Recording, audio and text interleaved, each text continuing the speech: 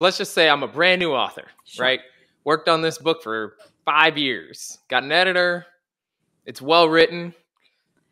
How do I write my query letter in a way? And I know every agent and every agency is going to be different, Mhm. but how do I write it in the most appealing way? Like what should I leave out of it? What should I put in it? Should I just blab on and on about do a mini synopsis of my book in the query letter? Like, does that just end up in the chat? Like, how do I write a better query letter?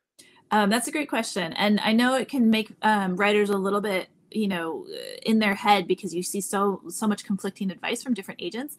But the baseline of it is, again, and you're going to hear this theme again and again, go back to your reader. So if your reader in the bookstore picked up your book and looked at the back cover, because the whole point, I mean, yeah, maybe you have a great cover, it's a well-written book, but like they're going to read that back, it's called Right. the market copy, right? Or the Okay. blurb, the pitch. The blurb. Right. The blurb is actually, I think, when it's a writer complimenting another writer.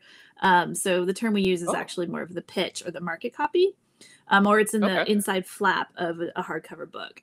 Read those. You need to train your mind in a way that's different than writing novels, right? And pitch writing is a different skill set. And so I always highly recommend either go in the bookstore, go to the library if you don't have time for that, go on to Amazon, and you don't have to buy anything. You just go and you read the back cover copies of those books that you loved, the books that you just recently read.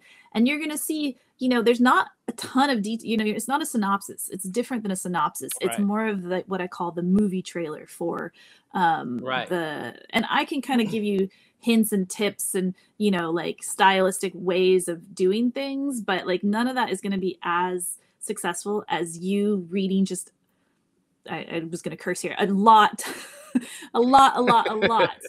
I'm talking 20, 50 books, not the books themselves, just the pitches, and that's going to get your mind thinking in a different way. And that is the core of your query, right? Because you want that reader, and in the sense the agent, to pick up your book and browse the first couple pages. That's your ultimate goal, right? So all the other stuff can kind of fall away, and then within that is obviously your bio representing yourself. And the best thing I can say for that, especially for a new writer, you probably don't have a bio, really. You probably maybe have maybe one short story published, something like that.